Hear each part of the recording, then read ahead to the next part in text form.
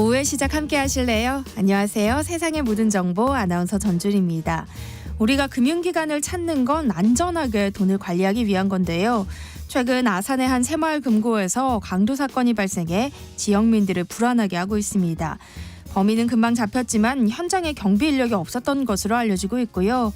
이번 사건이 대낮에 벌어진 계획 범죄라는 점에서 생각해 볼 지점이 많아 보이는데요. 제2금융권이 범죄의 표적이 되고 있는 이유는 무엇인지, 관련해서 어떤 대책이 필요한지 잠시 뒤 사건 노트 코너에서 자세히 살펴보겠습니다. 이른바 직장 내 괴롭힘 방지법이 시행된 지 5년째 접어들었지만 현장 곳곳에선 지금도 불만의 목소리가 나오고 있습니다. 갑질을 한 임원이 승진을 하고 가해자에 대한 처벌이 미뤄지면서 피해자가 회사를 떠나는 일이 반복되고 있는 건데요. 직장 내 괴롭힘에 어떻게 대처해야 하는지 라디오 생존백서에서 알려드릴 예정이니까요. 궁금한 분들 계속해서 함께해 주세요. 세상의 모든 정보는 청취자분들의 관심과 참여 기다립니다. 참여하실 번호는 샵 9730번이고요. 짧은 문자 50원, 긴 문자 100원의 이용료 부과됩니다. 콩 게시판을 통해서도 무료로 참여하실 수 있고요. 라디오, 일라디오 유튜브 채널을 통해서도 실시간으로 시청 참여하실 수 있습니다. 저희가 추첨을 통해서 모바일 쿠폰도 보내드립니다. KBS 세상의 모든 정보 지금 시작합니다.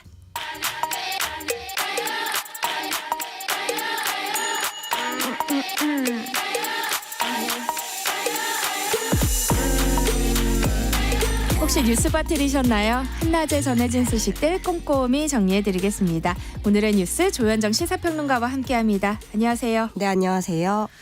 네, 의과대학 교수들의 집단행동이 본격화하는 분위기입니다. 전국 19개 대학 교수들이 공동 비상대책위원회를 꾸리기로 했다고요? 네, 그렇습니다. 40개의 의과대학 중에 일단 비대위가 있는 19개 대학교의 비대위가 이렇게 공동 비대위를 결성을 하고 오는 15일까지 각 의대 교수들의 사직 여부를 결정하기로 뜻을 모았는데요. 네.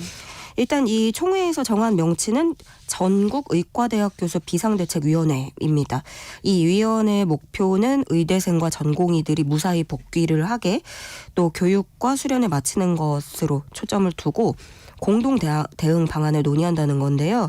일단 무엇보다 오는 15일까지 교수들 의사를 다 물어봐서 사직서 제출 여부를 결정하기로 하면서 이제 교수들까지 빠지면은 이제 사태는 걷잡을 수 없다는 우려가 나오고 있습니다. 네. 그런데 정부는 단호한 입장을 고수하고 있어요. 네, 그렇습니다. 이 서울의대 교수협의회 비대위에서 정부에 제안을 했어요. 1년 후에 다시 의사수 증원을 결정을 하자. 왜냐면은 이 의사단체들, 의대 교수들의 주장은 좀 더 해외에 공신력 있는 데이터가 필요하다는 거예요. 숫자를 추산하는 데 있어서. 네. 그러면서 2012년 OECD 의뢰평가에서는 1년이 걸렸고 우리도 이걸 다시 추계를 할 필요가 있다라는 거였고, 또 대화협의체를 구성하자 이렇게 제안을 했는데 이걸 정부가 거절을 합니다.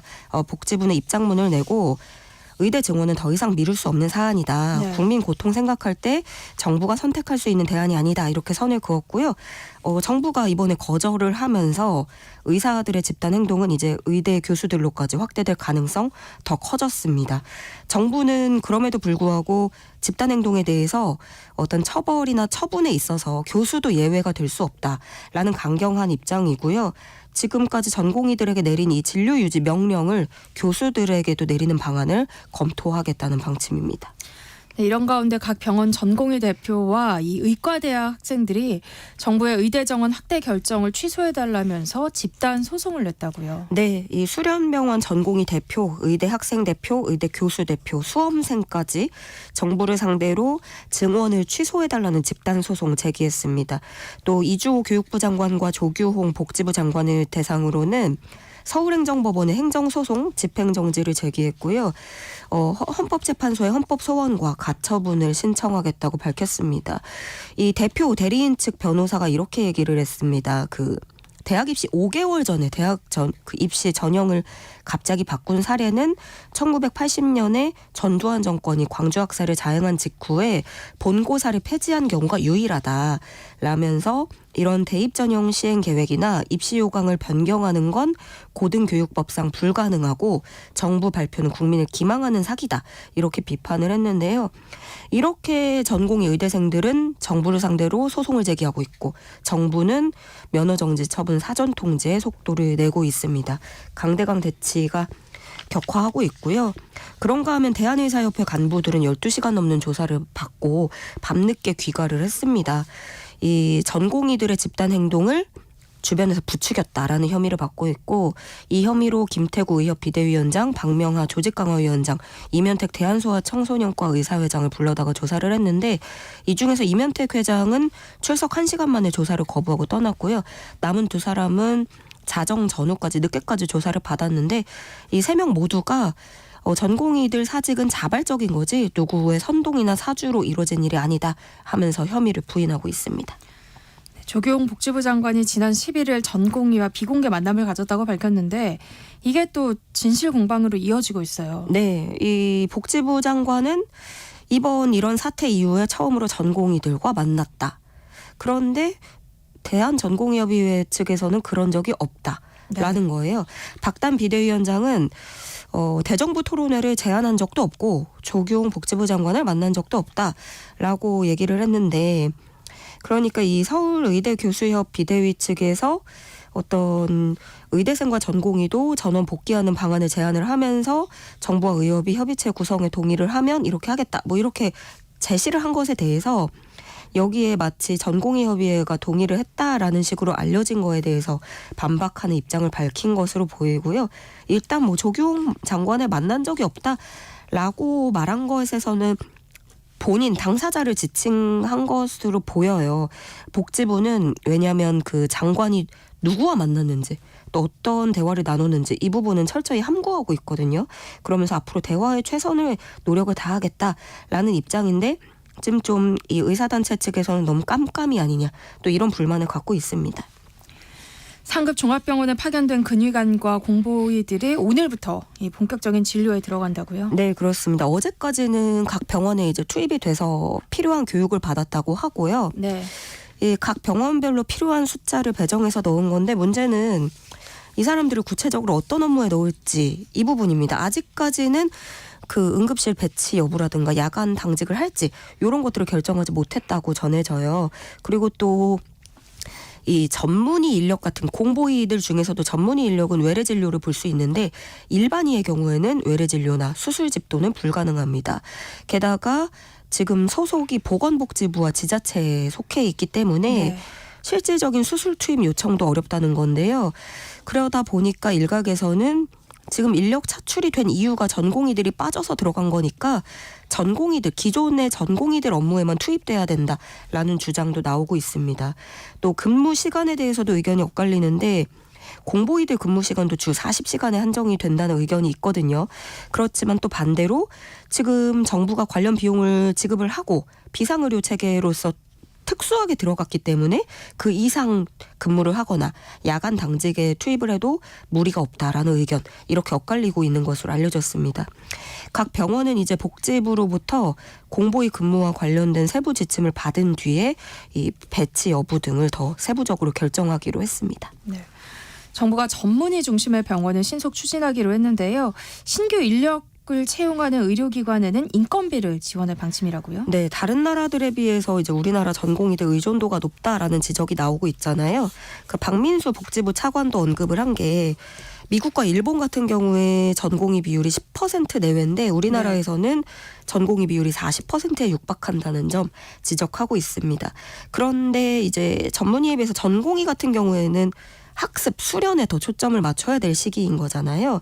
그래서 어떻게 보면 이거는 또 수련을 받아야 되는 입장이다 보니까 각 병원에서 그런 입장을 고려해서 값싼 노동력으로 활용하는 그런 측면이 있었던 거죠. 결과적으로는 서로 간의 피로도가 높아진 거고, 그래서 정부는 장기적으로는 이제 우리나라의 병원 체질도 전공의 의존이 아니라 전문의 중심으로 가겠다는 건데, 네. 이걸 위해서 일단 법령과 지침을 개정하겠다는 겁니다.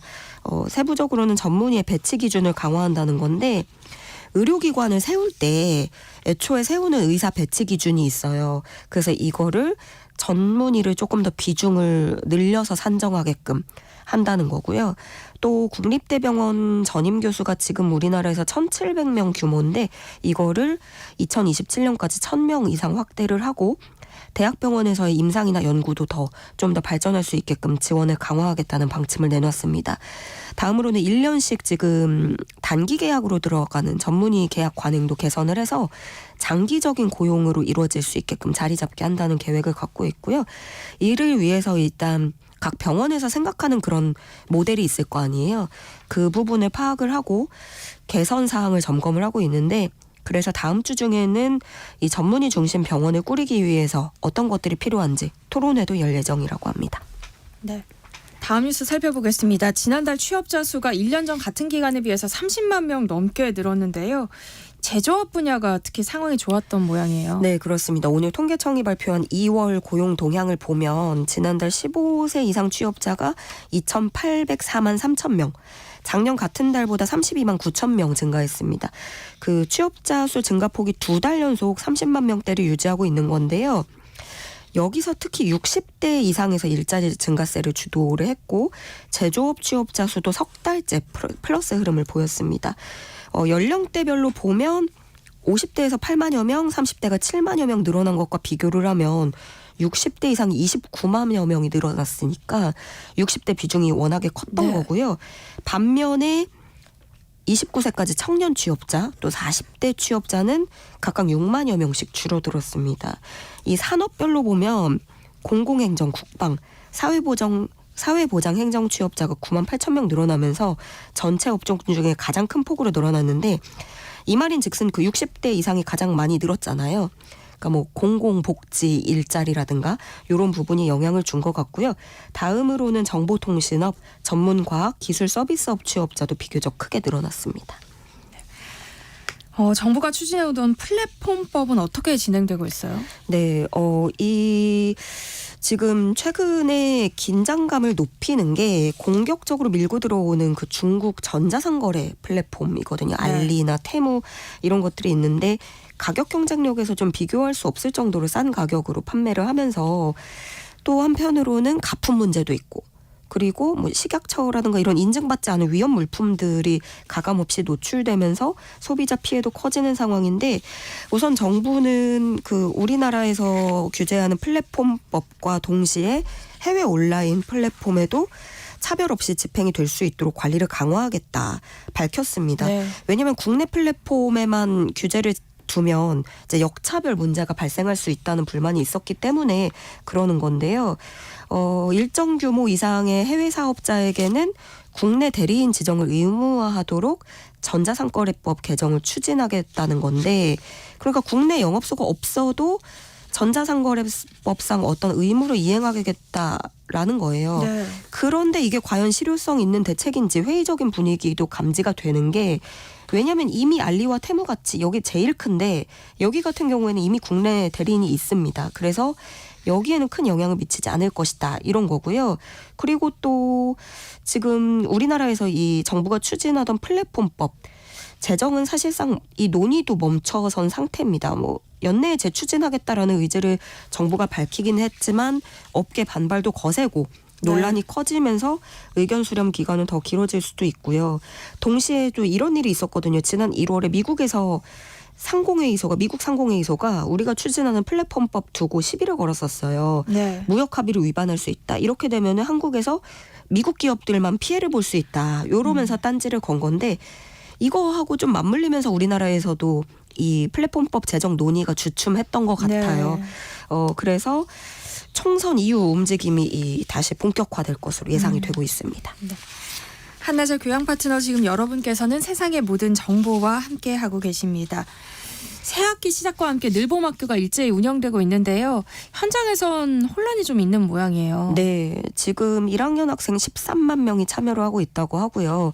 교육부 추산으로는 지난해 돌봄 교실보다 이용자가 2배 가까이 늘었다고 하는데, 문제는 일선 교사들의 불만, 우려입니다. 일괄적으로 대거 시작을 하기는 했지만 지금 쓸 수 있는 교실이 없는 곳도 있고, 뭐 추가로 투입된 인력이 부족하다, 이런 문제가 나오는 건데, 지금 교원단체가 전수조사를 했더니 뭐 프로그램에 교사가 투입된 경우가 53.7%였다는 거고요. 네. 유휴 교실이 없어서 기존 교실을 써야 되는 그런 상황. 그러다 보니까 원래 교사들이 또 수업이 끝나고 나면 교실에 남아서 다음 날 수업 준비도 하고 그래야 되는데, 뭐 수업 준비에 차질을 빚고 있다라는 주장을 펴고 있는 겁니다. 이렇게 1학년 교실 원래 쓰는 수업에 쓰는 교실을 늘봄 교실을 쓰다 보니까 방과 후 보충 지도를 하기도 어렵고 과학실, 도서관 이런 것도 늘봄 공간으로 활용하니까 교육과정 자체를 변경하게 되는 이런 상황도 벌어지고 있다는 겁니다. 가장 큰 문제는 이제 교사가 행정 업무까지 떠안고 있다는 지적 제일 많이 나오고 있는데 결국에는 교사들이 우려했던 부분들 업무를 기존 교사가 하고 있거나 또 기간제 교사가 개학 직후에 업무 과다를 호소하면서 갑자기 그만두고 네. 이런 사례도 있다고 접수가 되고 있습니다. 그렇지만 교육부는 이런 전국 교직원 노동조합의 실태 조사는 사실 왜곡이라고 반박을 하고 있고요. 이런 지역별로 들쑥날쑥한 문제도 차츰 해소될 것이라고 보는 게 정부 입장입니다. 네. 이제 정치권 소식 살펴봤으면 하는데요. 국민의힘도 공동선거대책위원장 체제로 4월 총선을 치르게 됐다고요. 네, 한동훈 비대위원장을 총괄 선대위원장으로 앞세우고 원희룡, 안철수, 나경원, 윤재욱 후보가 공동선대위원장을 맡기로 했습니다. 지금 서울에서는 나경원 후보가 대표적이고 경기도의 안철수 후보, 인천의 원희룡 후보 이렇게 다 맡아가면서 수도권에 몰려있죠. 이 네. 수도권 선거를 승리로 견인해 나가겠다라는 의지가 읽히고요. 윤재욱 원내대표는 중앙선대위의 운영 전반을 책임집니다. 또 선거 캠페인 관련 실무를 책임지는 총괄본부장은 장동혁 사무총장이 맡게 됩니다. 네. 공천 상황도 살펴봤으면 하는데요. 이른바 비윤계로 분류되는 하태경 의원이 결국 경선에서 탈락했어요. 네, 그렇습니다. 서울 중성동 을에 출사표를 냈는데 경선에서 탈락을 했어요. 그러면서 경선 결과에 이의를 제기를 했는데 하태경 의원은 수학적으로 너무 믿기 힘든 결과가 나왔다라고 네. 주장을 하면서 이제 이해운 후보가 1차 경선에서 지지율이 29%였는데 결선에 보니 까놓고 보니 49%가 됐다. 이거는 확률적으로 믿기 어려운 수치다라고 주장을 하면서 당에다가 경선 여론조사 원데이터를 공개해달라 이렇게 공식 요청하기도 했습니다. 네, 그런가 하면 국민의힘이 5.18 민주화운동 폄훼 논란에 휩싸였던 이 도태우 후보에 대해서 공천을 재검토하기로 했었는데 결국 그대로 공천할 방침이라고요. 네, 지금 국민의힘에서도 막말 논란도 그렇고 여당 잡음도 심상치 않은 모습입니다. 이 도태우 변호사에 대한 공천 결정을 만장일치로 유지하기로 했는데요. 도태우 변호사는 간략하게는 유튜브 방송에서 5.18 민주화 운동을 두고 문제가 있는 부분들이 굉장히 있고 네. 북한 개입 여부가 문제가 되는 게 상식이다라거나 일베 게시물을 자신 SNS에 공유한 사실도 뒤늦게 알려져서 문매를 맞았던 건데 특히 이 일베 언급을 하면서 한동훈 위원장이 또 이재명 대표를 직격했다가 이제 정작 자당에서 이런 일이 불거지면서 머쓱해진 일도 있었거든요. 그렇지만 결과적으로 국민의힘은 도태우 후보자를 만장일치로 공천 유지를 하기로 결정을 했고요. 그 이유로는 도태우 후보자가 2차례에 걸쳐서 사과문을 발표를 했고 5.18 민주화운동 정신에 대한 헌법 가치를 확고히 인식하고 있다라고 공개적으로 밝혔다는 점을 고려했다고 설명을 하면서 이번 결정에 대해서 국민 눈높이에 맞다라고 본다고 대답했습니다. 네, 한편 민주당은 이른바 이종섭 특검법을 당론으로 발의했죠. 네, 해병대 최상병 사건 수사 외압 의혹으로 공수처 수사를 받으면서도 주 호주 대사로 임명이 됐고 결국에는 출국을 했는데 야권에서 공세를 펼치면서 민주당은 이와 관련해서 출국 과정 전반을 밝히겠다는 목적의 특검 법안을 당론으로 발의를 했습니다. 민주당은 피의자 신분으로 출국 금지가 돼 있는 이 전 장관이 출국을 한 거는 이 대통령실을 비롯해서 정부가 조직적으로 피의자를 빼돌리려 한 것이라는 의혹을 제기를 하고 있습니다. 반면에 여당은 이종섭 특검법 추진은 이 총선을 앞두고 악용하겠다라는 생각이라고 반박을 하고 있는데요. 네. 애초에 윤재욱 원내대표 주장으로는 애초에 여당은 최상병 관련된 사건 자체가 특검 대상이 아니라고 주장을 일관되게 해왔다는 점, 그 부분을 강조를 하고 있는 겁니다.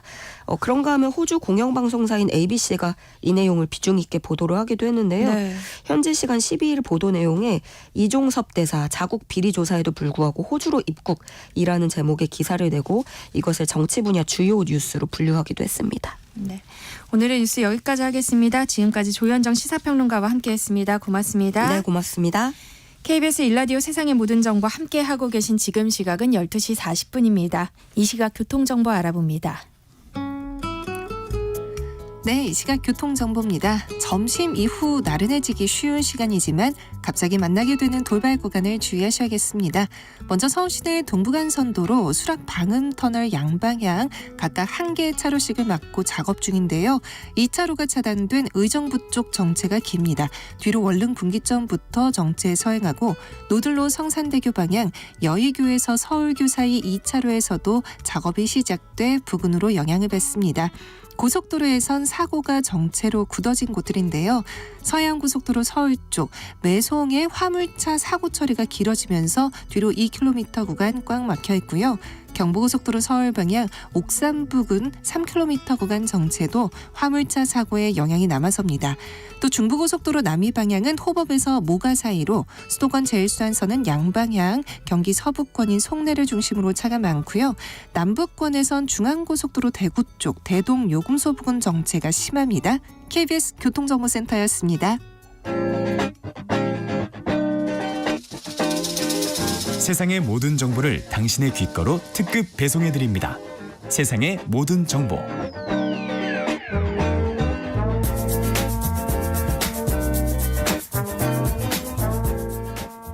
꼭 알아야 할 정보를 알기 쉽게 전달해드리는 세상의 모든 지식. 우리 사회를 들끓게 한 사건을 살펴보는 사건 노트 시간이죠. 배상훈 프로파일러와 함께하겠습니다. 안녕하세요. 안녕하세요. 네, 오늘은 최근 잇따라 발생하고 있는 강도 사건들을 좀 짚어봤으면 하는데요.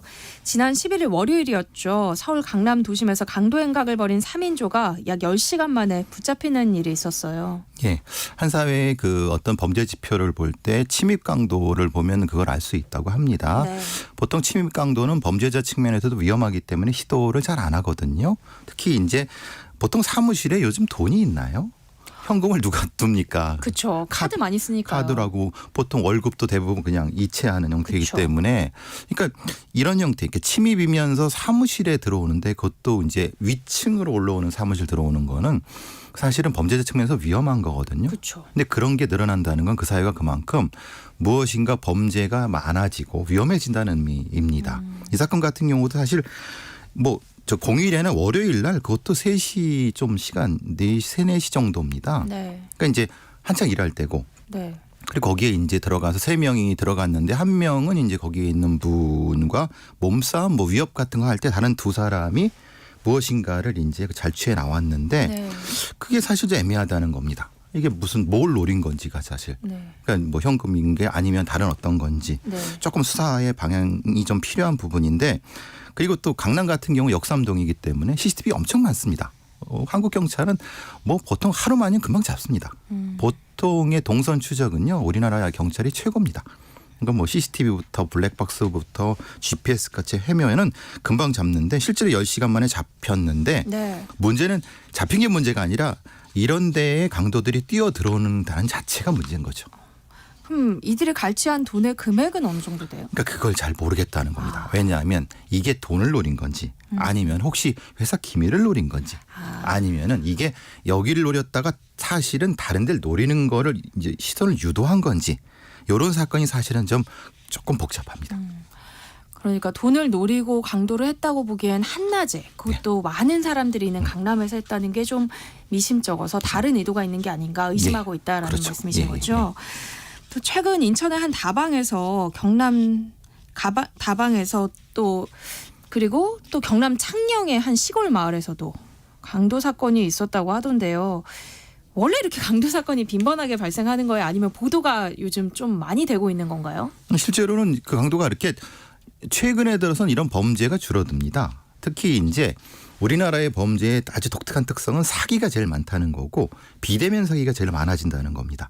그런데 역진하는 거죠. 네. 실제로는 절도 중에서 이제 강도로 들어가는 건 과거의 패턴으로 돌아간다는 겁니다. 그러니까 이게 불황기. 사실은 사회적으로 좀 불안하고 경제적으로 문제가 있는 그런 사회에서 나타난 특징 중이고 미국의 대공황기에 이런 형태가 많이 나타났고 급이 따로 나눠져 있습니다. 그러니까 층수에 따라서 달라지고 1층에 침입하는 것보다 그 위층에 침입하는 건 위험도가 높죠. 그리고 지하 이런 순서에 따라서 그 사이의 위험도를 찾는데 인천에는 예, 27일 날 오후 6시쯤에 간석동인데요. 네. 여기는 이제 거기에 있는 현금보다는 거기 다방에는 업주를 위협해서 카드를 뺏어서 카드로 인해 인출하려고 했던 의도가 있으니까 이거는 어느 정도까지 범죄의 특성이 나타나는데요. 문제는 창녕에서 발생한 사건이 좀 독특합니다. 범인은 우즈베키스탄의 불법 체류자인데요. 네. 대구에서 자기 집에서 저 자전거로 65km를 와서 창녕에서 강도를 했다는 겁니다. 네. 그러니까 창녕은 자기가 다른 어떤 농업 노동을 해갖고 알게 된 데니까 지리감이 있었고, 그러니까 거기서 했긴 했는데 문제는 이게 좀 난감했던 거는 보통의 한국의 범죄자들은 CCTV라든가 아니면은 뭐 핸드폰 이런 거, 그러니까 교통수단을 이용했는데 자전거를 이용했기 때문에 굉장히 경찰이 좀 고생을 했던 사건이죠. 잡은 건 별로 크게 어렵지 않게 잡았습니다. 네. 왜냐하면 특징점이 있었기 때문에. 네. 근데 우리나라에 와 있는 불법 체류자들이 이렇게까지 강도를 이게 심하게 침입 강도까지는 하진 않거든요. 왜냐하면 자기가 잡힐 거 뻔히 알기 때문에. 네. 근데 그 정도로 위험해졌다는 걸 얘기하는 것 같습니다. 예. 강도죄라고 뭐 다 같은 강도죄가 아니고 어디서 범행을 저질렀는지 또 몇 명이서 함께 했는지 이런 것에 따라서 강도죄 종류도 나눠진다면서요. 무슨 특수강도가 제일 많은 건 야간에 흉기를 들고 집단으로. 이 세 요소가 있습니다. 네. 밤에 하고 그리고 흉기를 들고 2-3명 이상 이렇게 되는 거죠. 보통 그냥 강도죄와 특수강도죄는 굉장히 형량의 차이도 있고요. 네. 그렇게 나눠지고요. 근데 이제 동기는 강도죄는 사실 그 강자가 붙어서 그러는데 사실 재산범죄입니다. 돈을 노리는 거죠. 네. 돈을 노리지 않으면은 그걸 하진 않죠. 예. 최근 들어서 제2금융권을 노린 강도 범행도 늘고 있다는 점이 좀 우려되는데요.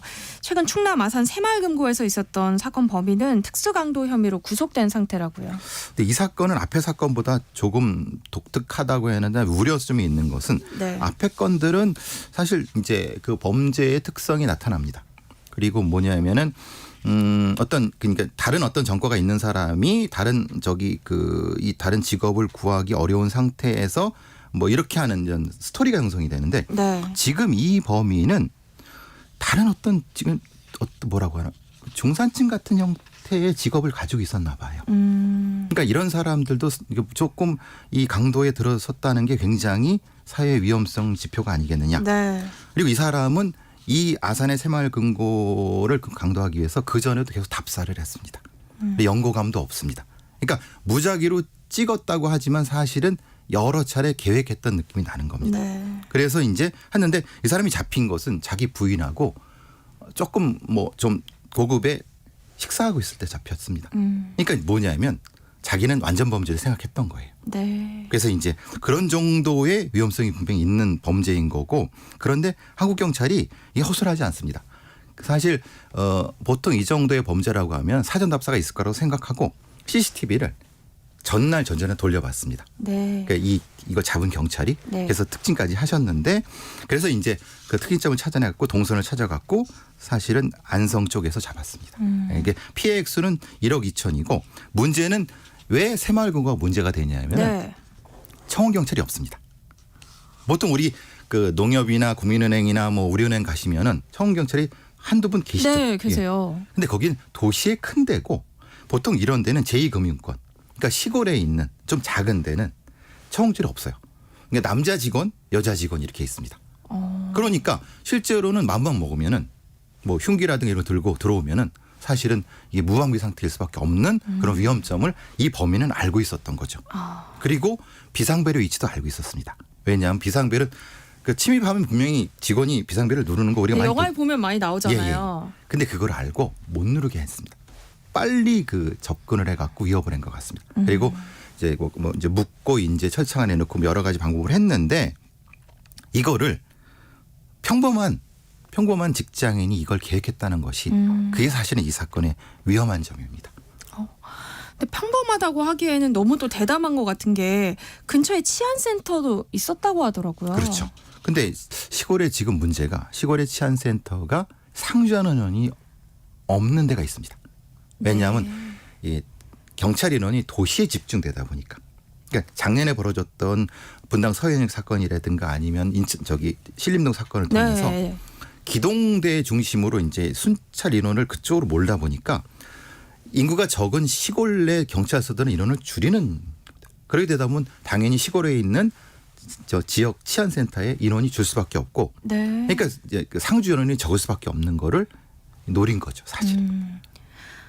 이 범인 같은 경우에는 전날 뭐 전전날 이렇게 주변을 좀 순찰했다고 했잖아요. 예. 답사했다고. 그럼 이렇게 사전에 치밀하게 범행을 계획했다는 것이 증명이 되면 처벌 수위도 달라지죠. 달라지죠. 이거는 이제 은행 강도 중에서도 상급에 들어가는 형태이기 때문에 네. 저 처벌수위 높아지고 근데 그 이런 은행 강도들이 그런 거 별로 딱히 신경 쓰지 않거든요. 오히려 성공할 생각이 더 크죠.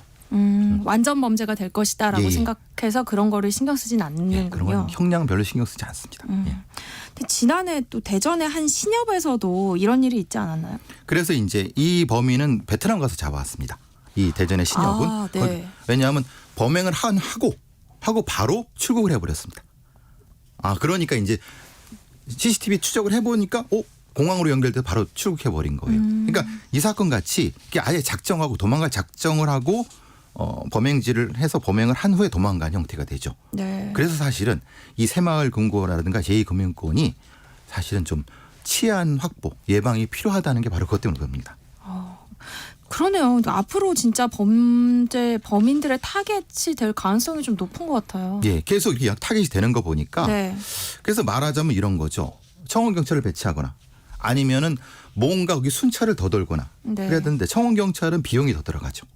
그리고 순찰을 더 돈다는 건 치안력이 있어야 된다는 건데 아까 네. 말씀드린 것처럼 치안력이 도시에 집중돼 있으니까 이 두 가지가 사실은 딜레마입니다. 그래서 어떻게 될 것이냐. 그냐면 아예 미국 같이 아예 그 뭔가 터지면은 아예 봉쇄를 해버립니다. 그 금융기관을 셔틀 내려버립니다. 자동으로. 아, 네. 그럼 범인이 들어온 상태에서 내려가나요? 예. 그럼 안 되지 않습니까? 네. 거기엔. 그래서 이제 그래서요. 창구까지 내려버립니다. 아, 예.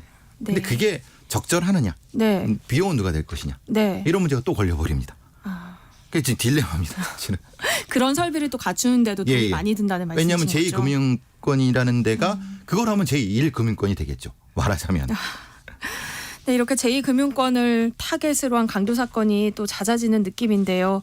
그만큼 살기 어려워졌다. 뭐 말씀하신 것처럼 그렇게 볼 수도 있겠어요. 아까 말씀드린 것처럼 범인의 유형을 특징에 보면은 사실 이제 하층민, 중층민 이렇게 나누기 좀 애매하지만은 하층민들의 범죄가 중간층으로 올라간다는 건 사회가 그만큼 무너지고 있다는 지표가 되기 때문에 네. 범죄학을 연구하는 사람들도 거기까지 올라가는 데가 사실은 범죄 예방에 어떤 치밀함을 더 해야 된다라는 거죠. 왜냐하면 사실은 범죄가 중층, 상층까지 올라가면 사실은 범죄를 그전에 통제하지 못하는 상태가 그렇죠. 돼요. 통제할 수 없죠. 그래서 사실 걱정하는 거죠.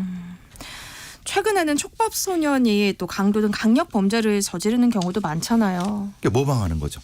바로 따라하는 겁니다. 그러니까 그 촉법이 더 들어가 버리니까. 예. 네. 이렇게 강도 행각에 대한 대책이 좀 필요해 보이긴 하는데요.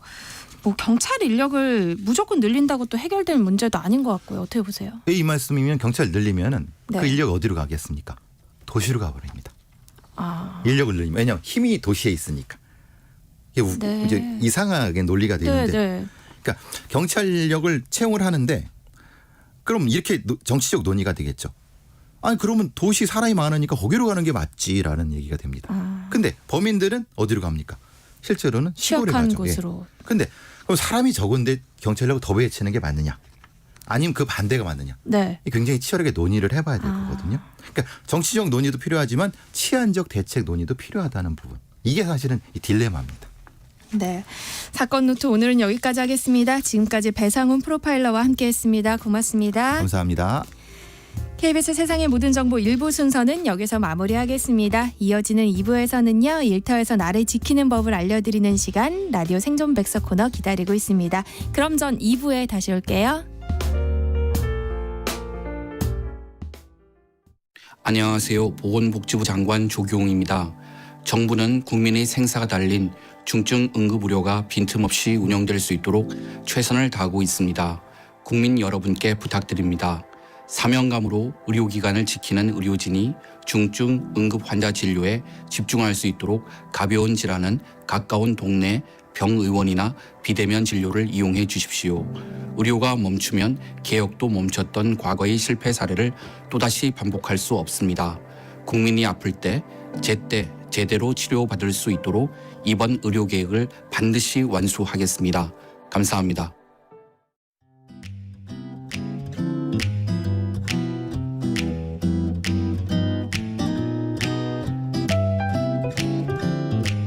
안녕하세요. 바른말, 고운말입니다. 어떤 결과물을 놓고 이런 말 하는 거 들어보셨나요? 아유, 이거 시간 꽤나 들었겠다. 여기서 시간 꽤나란 말은 시간이라는 명사와 꽤나라는 조사로 이루어졌습니다. 꽤나는 어느 정도 이상의 뜻을 나타내는 보조사로 그 앞에 있는 명사와 이어 붙여서 쓰게 돼 있습니다. 예를 들어 돈 꽤나 있다고 남을 깔보면 안 되지. 또는 얼굴을 보니 심술 꽤나 부리겠더구나. 이런 예문에서도 돈 꽤나, 심술 꽤나 붙여서 써야 합니다. 그런데 돈 꽤나 있다란 표현 대신에 돈푼 꽤나 있다를 쓸 때도 있죠. 이 경우 돈푼이란 말은 흔히 돈푼 인하의 형태로 쓰여서 쉽사리 헤아릴 만큼 그다지 많지 아니한 돈을 뜻합니다. 뜻풀이에 나온 것처럼 쉽게 셀 수 있을 만큼의 돈이라면 많지 않은 돈을 뜻하는 것인데요. 실제로는 이와는 다르게 어느 정도는 되는 돈 또는 꽤 많은 돈의 뜻으로 사용되는 경우도 적지 않습니다. 그 사람 굳은 일 안 가리고 열심히 일하더니 돈푼이나 모은 모양이야 라든지 수중에 돈푼이나 있다고 사람을 그렇게 무시하면 안 되지 이런 표현같이 말이죠. 그런데요, 이 같은 예문을 종종 들을 수는 있지만 원래 돈푼이란 말은 많지 않은 돈을 뜻하는 표현이라는 것 알아두시면 좋겠습니다. 바른말 고운말 아나운서 변희영이었습니다.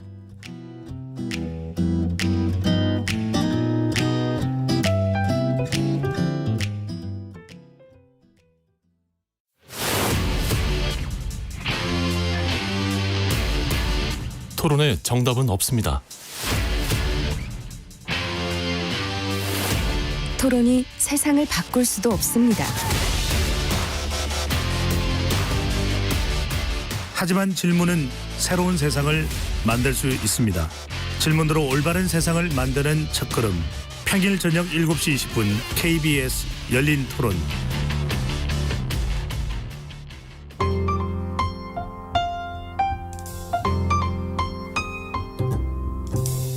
어떤 하루 보내고 계신가요? 눈코 뜰 새 없이 바쁘게 지나가는 한 주. 월요일부터 금요일, 매일 밤 10시부터 12시까지는 오롯이 당신만을 위한 시간입니다. 당신을 위한 지식 쉼터. 오늘 밤 일라디오.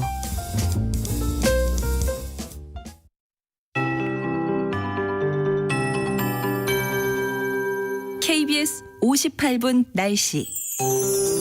순간 풍속이 초속 5, 6m로 나오는 지역이 많지만 서울이 현재 기온 11.1도입니다. 봄철 기후의 특성이 잘 나타나는 날이라고 볼 수 있는데요. 내일은 서울의 낮 기온이 15도로 더욱 따뜻해지겠지만 오늘 밤에 중부와 영남 지역 국외 미세먼지가 유입됩니다. 따라서 내일 이 지역으로 농도가 다소 높겠습니다. 이 점 유의 바랍니다.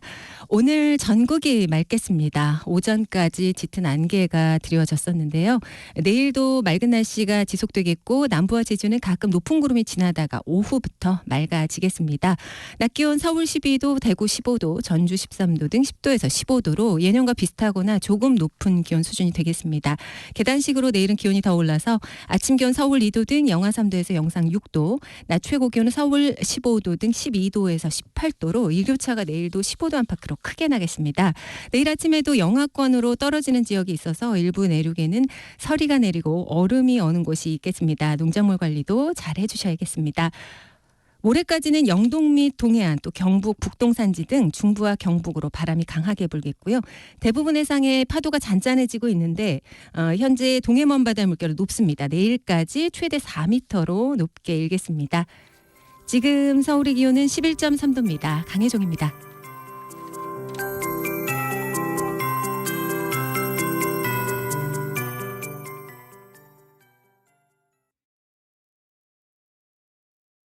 정성을 다하는 국민의 방송 KBS가 한시를 알려드립니다. AM 711kHz, FM 97.3MHz, KBS 1라디오입니다. HLKA.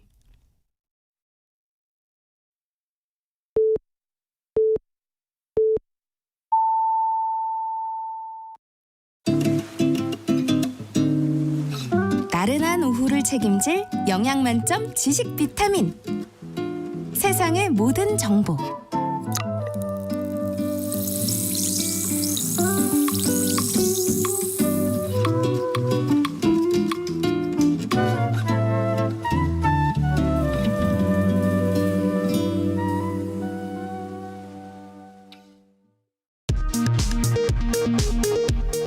이 시각 라디오 정보센터 뉴스입니다. 국민의힘이 5.18 광주 민주화운동을 왜곡하는 발언을 과거에 했다는 등의 비판이 제기된 대구 중남구 도태우 후보의 공천을 유지하기로 결정했습니다.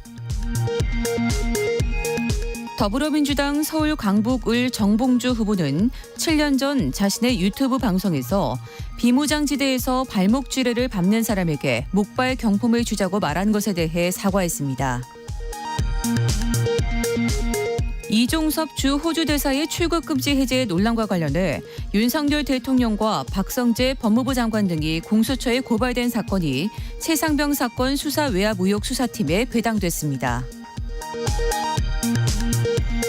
전국 19개 의과대학 교수들이 공동 비대위를 구성하고 모레까지 각 의대 교수들의 사직 여부를 결정하기로 했습니다. 대통령실은 의대 증원 규모는 협상이나 타협의 대상이 아니라고 강조했습니다. 지금까지 라디오 정보센터 뉴스 정한나였습니다.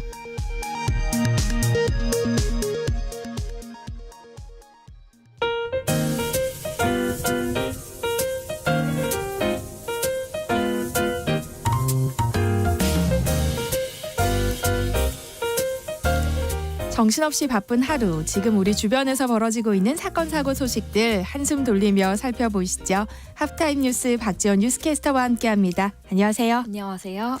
한밤중 서울 지하철 1호선 전동차에서 잇따라 화재가 발생해서 승객들이 대피하는 소동이 있었어요. 오늘 새벽 1시쯤 1호선 도원역으로 들어오던 전동차에서 불이 났습니다. 약 1시간 10분 만에 꺼졌는데요. 다행히 인명피해는 없었지만 승객 7명이 열차 밖으로 대피를 했고 150만 원의 재산 피해가 났습니다. 어떻게 된 일인가 보니 어제 저희가 전해드렸던 소식처럼 누군가 불을 낸 건 아니었고요. 운행 중인 열차 상부의 지지물에서 전압이 높아졌고 여기에 불이 난 것으로 보고 있습니다. 네.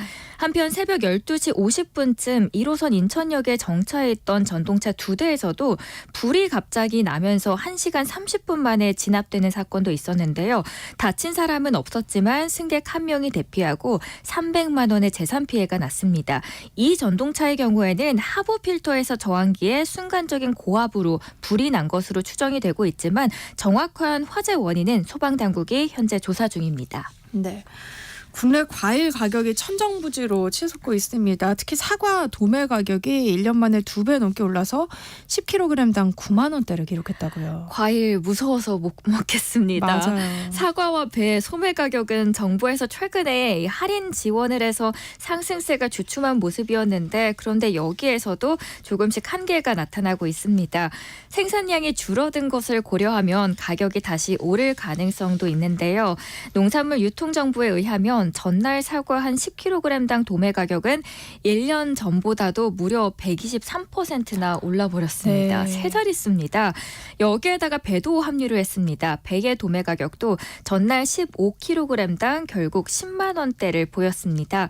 그 이유가 기상재해 여파인데요. 지난해 사과, 배 생산량이 전년보다도 30%, 26% 각각 감소했고 못난이 과일 생산량이 더욱더 늘었다고 전해드렸었는데 작년에 사과와 배는 개화기 때 이상 저온 현상이 발생하게 되면서 열매는 덜 맺혔고 그러다 보니까 공급은 줄었다 보니까 자연스럽게 가격은 급등한 겁니다. 네. 일각에서는 부족한 사과와 배를 수입하자라는 주장도 나오고 있지만 수입 검역 문제로 신속한 수입은 어려운 상황입니다. 현재 우리나라는 외국산 사과, 배를 수입하면 국내 병해충이 유입된다라는 이유 때문에 수입을 금지하고 있기 때문인데요. 따라서 올 가을에 햇사과나 햇배가 나오기 전까지 가격은 내려가기는 어려울 걸로 보이고요. 이 저렴한 수입품이 들어올 수 없기 때문에 국내 가격은 더 올라갈 것으로 보입니다.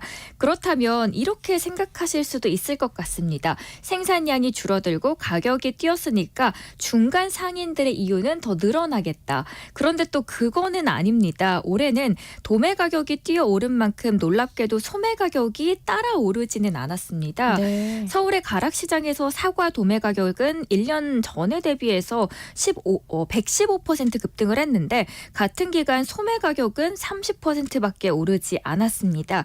결국 중간 마진이 상당히 줄었다라는 뜻인데요. 여기에는 정부의 농산물 할인 정책의 영향도 있었습니다. 네.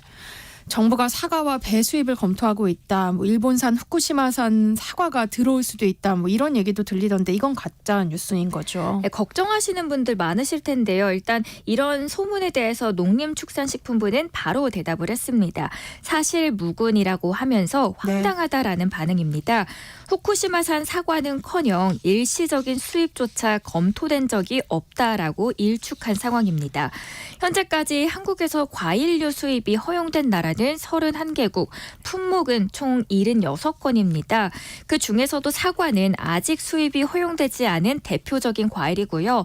기존 수입이 허용된 76건의 사례에서도 평균적으로 한 8년 정도가 소요됐고 가장 단기간에 완료된 사례는 중국산 체리인데 이마저도 3년 정도는 걸렸습니다. 그래서 청취자분들께서는 후쿠시마산 사과는 걱정하지 않으셔도 될 것 같고요. 다만 당분간 금사과는 피하지는 못할 것 같습니다. 네. 최근 한 건설회사가 자녀를 출산한 직원에게 1억 원을 지급해서 화제가 됐잖아요. 이렇게 파격적인 지원책을 시행하는 기업들이 늘고 있다고요. 확실히 기업들의 출산 장려 분위기 조성이 확대가 되는 분위기입니다. 일출로 유명한 강원도 강릉의 한 호텔인데요. 정동진에 있는 선크루즈 호텔 앤 리조트입니다. 최근 2년 사이에 자녀를 낳은 직원 2명에게 처음으로 출산 지원금을 주는 자리를 마련하게 됐습니다.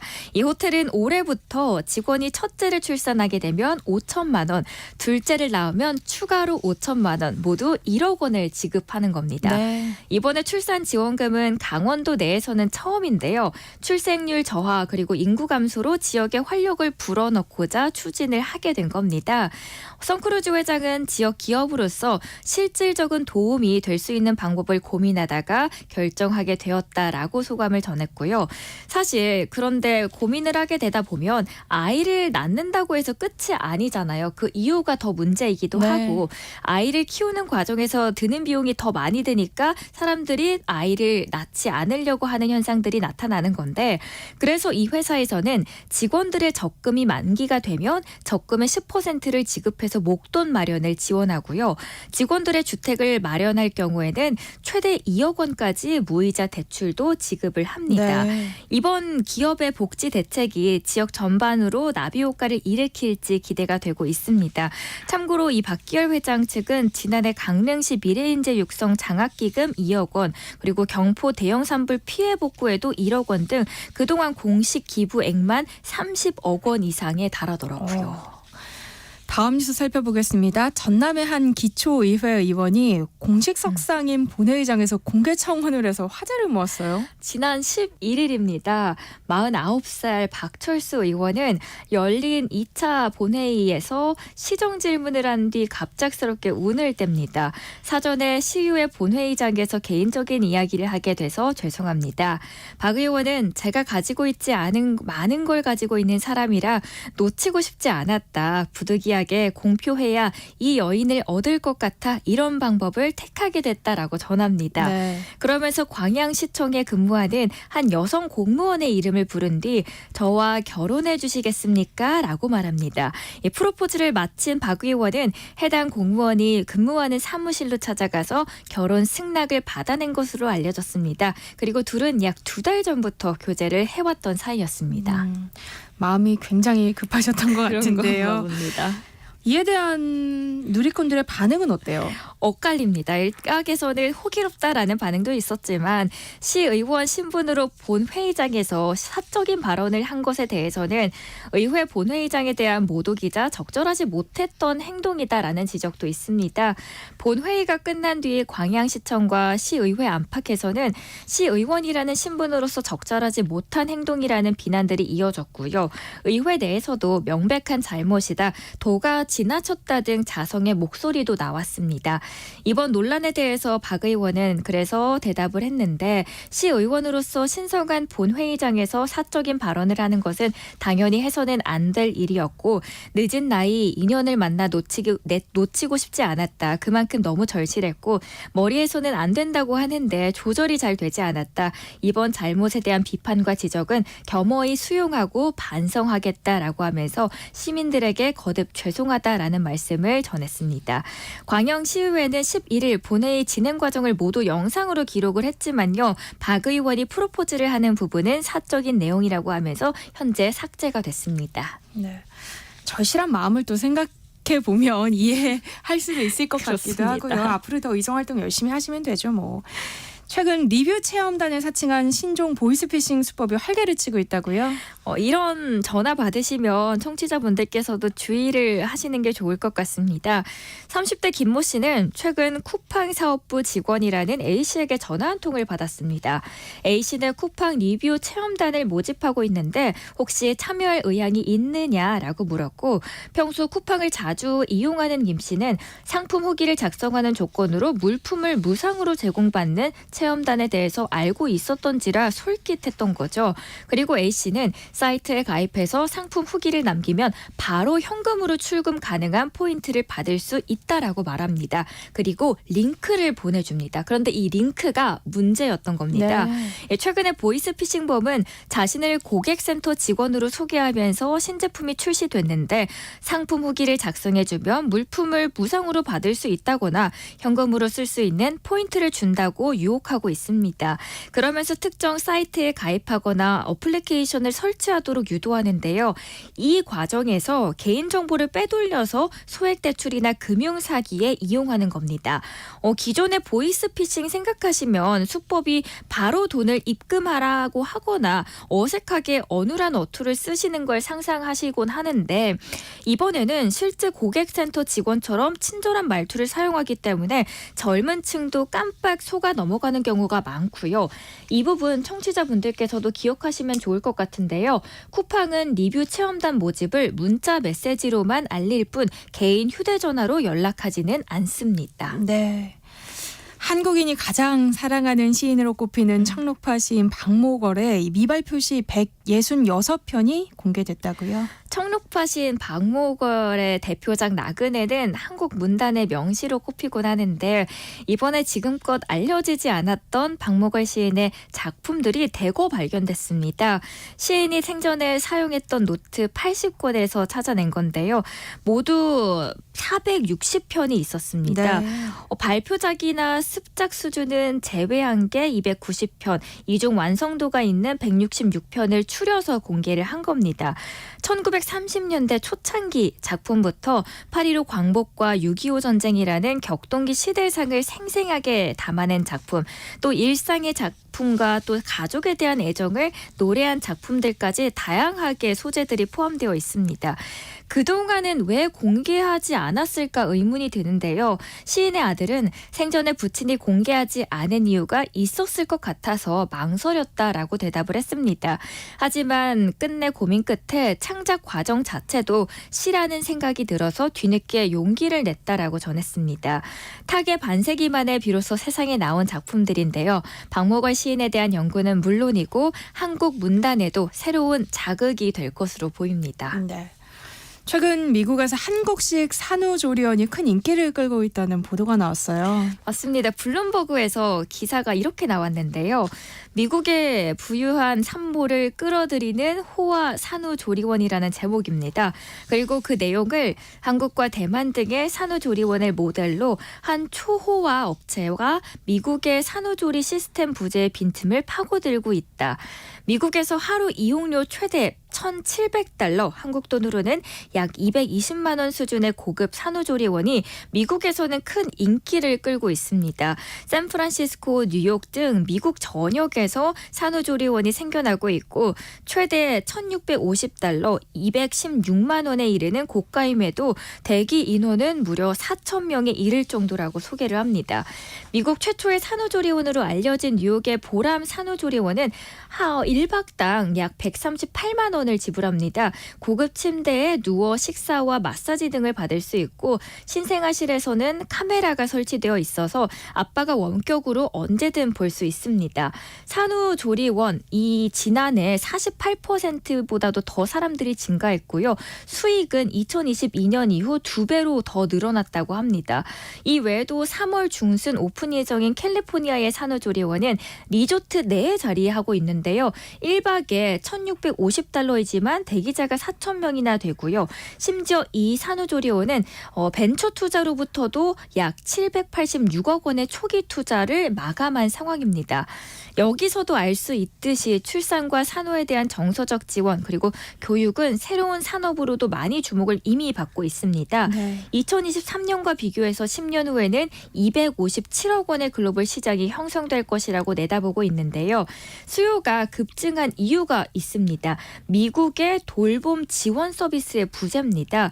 미국은 전 세계 고소득 국가 중 유일하게 육아휴직을 보장하고 있지 못하고요.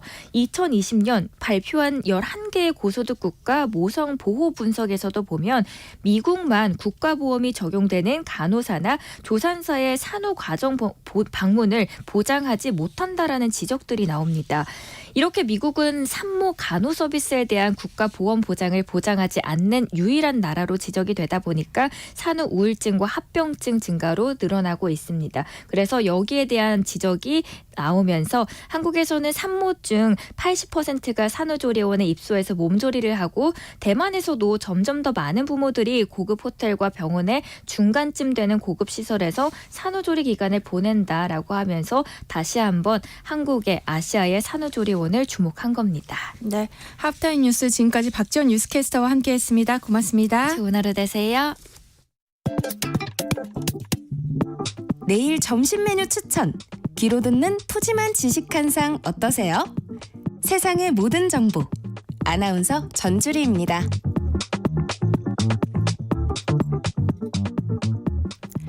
일터에서 억울한 일은 없어야겠죠. 알아두면 도움이 되는 노동법 이야기, 직장인을 위한 라디오 생존백서, 소나무 노동법률사무소 김효신 노무사와 함께합니다. 어서 오세요. 네, 안녕하세요. 김효신입니다. 네, 오늘은 직장 내 괴롭힘 문제를 살펴본다고요. 네, 맞습니다. 그 직장 내 괴롭힘 금지를 규정한 근로기준법이 지난 2019년 개정 시행됐는데요. 이게 뭐 다들 뭐 근로기준법에 있는지는 잘 모르시고 사실 직장 내 괴롭힘 방지법 따로 법률이 있으신다고 알고 있어요. 그래서 이제 이 근로기준법 개정이 시행된 지 5년째를 맞고 있습니다. 그런데 이게 세 가지 판단 요소가 있긴 한데 이 요소들이 애매모호해서 아직까지 직장인들이 많이 힘들어 하시는 경우들이 많아요. 그래서 이제 뭐 직장 내 괴롭힘을 당한 피해자가 오히려 퇴사하는 경우도 있고 반대로 이 상사 팀장님이 그 괴롭혔다, 업무 지시를 했는데 괴롭혔다고 이제 신고됐는데 괴롭힘 판단이 안 됨으로써 또 고통받는 과정들이 있거든요. 그래서 오늘은 우리 법이 직장 내 괴롭힘 어떻게 규정하고 있는지 또 이게 법이 시행되는 과정에서 어떤 문제들이 나타나고 있는지 얘기를 좀 나눠볼까 합니다. 네. 직장 내 괴롭힘 방지법이 시행된 지 5년째 접어들었는데 지금도 신고 건수가 매년 늘고 있다면서요. 네. 실제로 이 문제로 노무사 사무실 찾아오는 분들이 많은 편인가요? 네, 맞습니다. 이 괴롭힘에 대한 신고 건수는 매년 높아지고 있어요. 노동부 자료를 말씀드리면 2019년도 2,130건에서 2023년도 작년에 약 9,000건으로 4배 이상 늘었거든요. 사실 이제 저도 상담을 해보면 그동안 이제 그 괴롭힘의 유형들이 이제 업무 분장할 때 왜 나만 이렇게 뭐 많은 일들을 떠안아야 되냐는 문제도 있고요. 그다음에 기분 나쁜 말투들 이제 또 그다음에 이 폭언들이 있는데요. 이 지속적인 폭언은 당연히 괴롭힘에 해당될 거지만 어떤 그 서로 감정이 안 그 나쁜 상태에서의 일회성 폭언들 이 여기에 대해서 괴롭힘에 해당되냐 안 되냐에 대한 상담 의뢰가 많습니다. 네. 오늘 라디오 생존백서 코너에서는 직장 내 괴롭힘 문제에 대해서 이야기 나눠볼 텐데요. 관련해서 궁금한 점 있으시거나 부당한 일을 당했다면 문자 보내주세요. 김효신 노무사가 해결책 제시해드립니다. 참여하실 번호 샵 9730번이고요. 짧은 문자는 50원, 긴 문자는 100원의 정보 이용료 부과됩니다. 콩 게시판 KBS 1라디오 유튜브 채널을 통해서도 무료로 참여하실 수 있으니까요. 많은 참여 부탁드립니다. 저희가 추첨을 통해서 쿠폰 보내드릴게요. 법 시행 이후에도 피해 사례가 늘고 있다는 거잖아요. 근데 네. 왜 그런 걸까요? 먼저 직장 내 괴롭힘 방지법의 내용부터 좀 살펴봤으면 좋겠어요. 이게 이제 19년도 1월 15일 날 근로기준법 개정해서 시행될 때 그때는 이제 직장 내 괴롭힘 개념을 법률로서 명시해서 그냥 금지하는 수준에서 머물고 있었어요. 그래서 이때는 괴롭힘 발생 시에 어떻게 조치하라는 것까지만 규정하고 있어서 항상 실효성, 이게 뭔가 금지만 하고 있지. 그다음에 이걸 의무로 위반한 사람은 어떻게 되냐에 대해서 이제 그런 게 없다 보니까 네.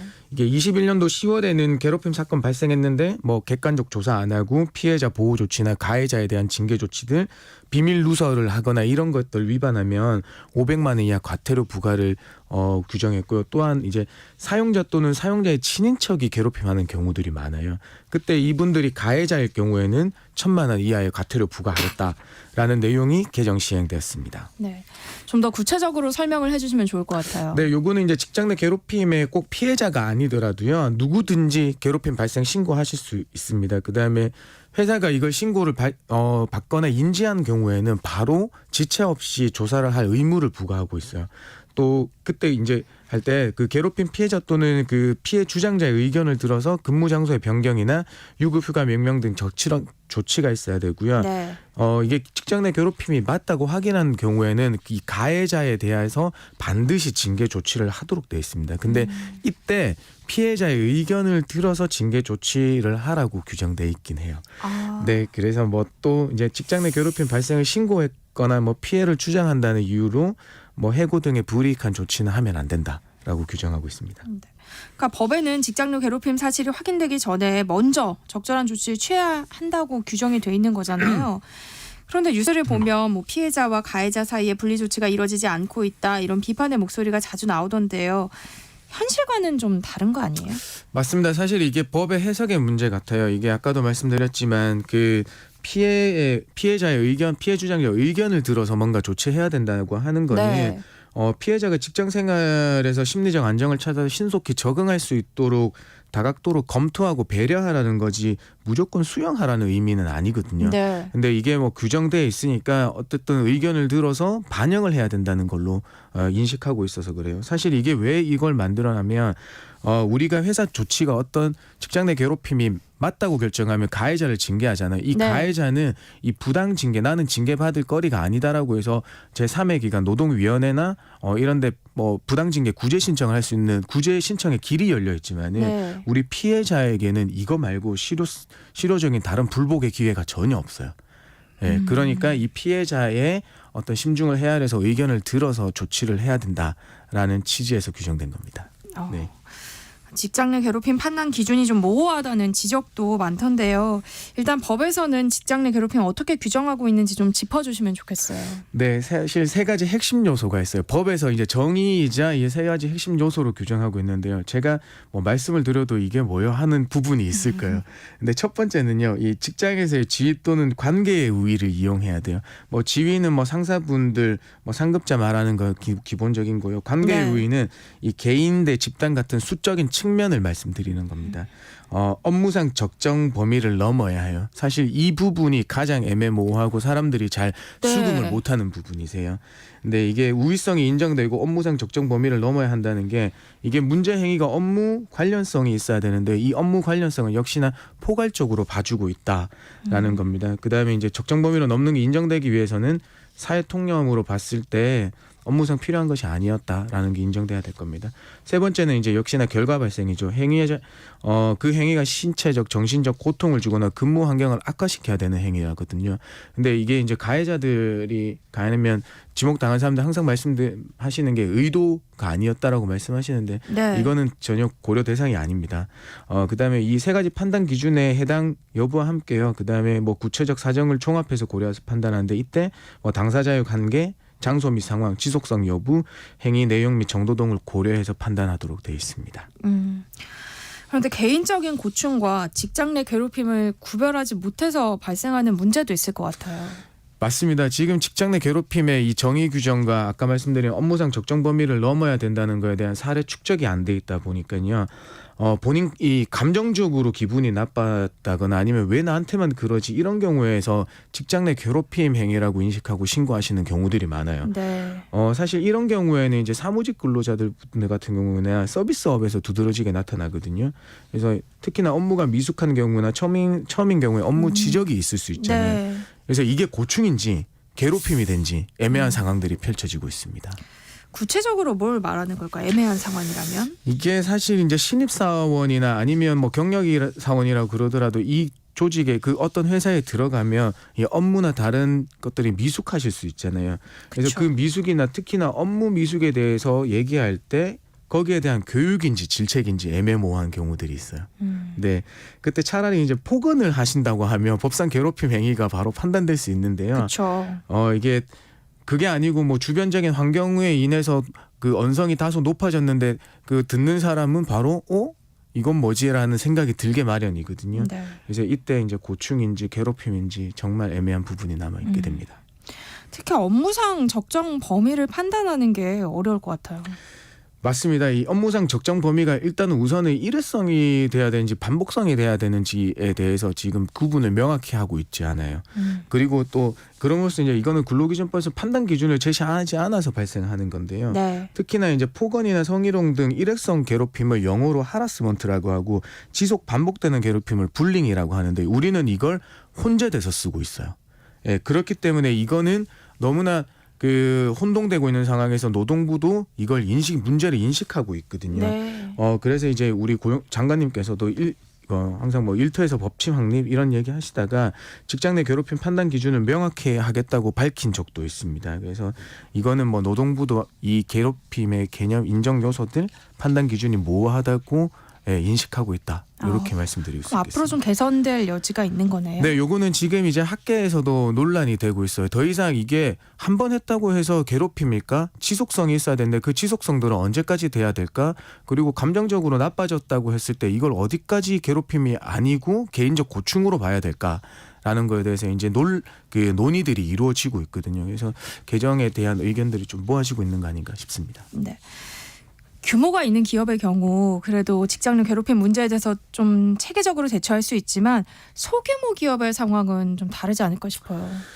맞습니다. 사실 이게 뭐 규모 있는 데는 담당자가 따로 있잖아요. 근데 소규모 기업이나 뭐 다른 5인 이상 사업장에서 요식업이나 뭐 이런 데는 담당자가 있을 수가 없어요. 없죠. 네. 그래서 특히나 이제 소규모이다 보니까 한 공간에서 생활하세요. 다른 데 해봤자 뭐 휴게실 쬐끄만한 거 뭐 하나 있죠. 그때 직장 내 괴롭힘에 대해서 행위에 대해서 신고를 했을 때 이 사람이 피해자가 분리 조치를 원할 때 네. 어떻게 해야 되는가에 대한 물음표가 남고요. 그다음에 다소 무리한 휴가를 요구할 때가 있어요.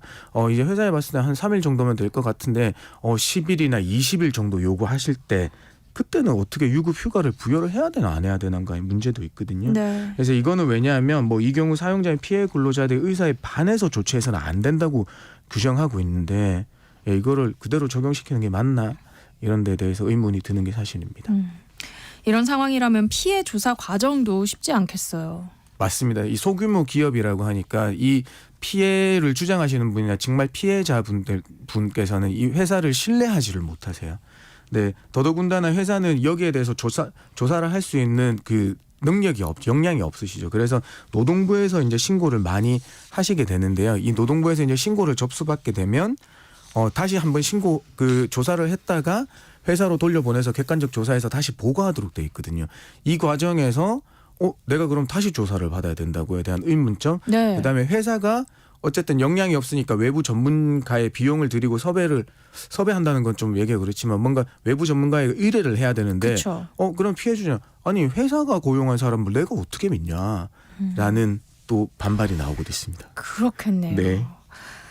그런데 회사 규모가 작지도 않고 심지어 노동조합까지 있는데도 불구하고 직장 내 괴롭힘 가해자가 버젓이 승진을 한 사례도 나타나고 있다고요? 네, 맞습니다. 이건 왜냐하면 이 직장 내 괴롭힘에 대한 사내 해결의 원칙이 있는데요. 이거는 그러면은 첫 번째 직장 내 괴롭힘의 행위가 신고가 접수됐을 때 괴롭힘 행위가 맞다고 한 그 다음에 가해자에 대한 징계 조치로 나가야 되는데요. 이 징계에 대한 수위의 문제입니다. 우리의 일반 조직원들이 봤을 때는 저 정도의 행위고 뭔가 거기 요즘에 사례를 보면 여기서 그 거의 자기 반성하는 것, 자기 비판문을 반성하게 쓴 다음에 선후배 동료들 앞에서 워크숍에서 읽게 하는 행위들이 있었대요.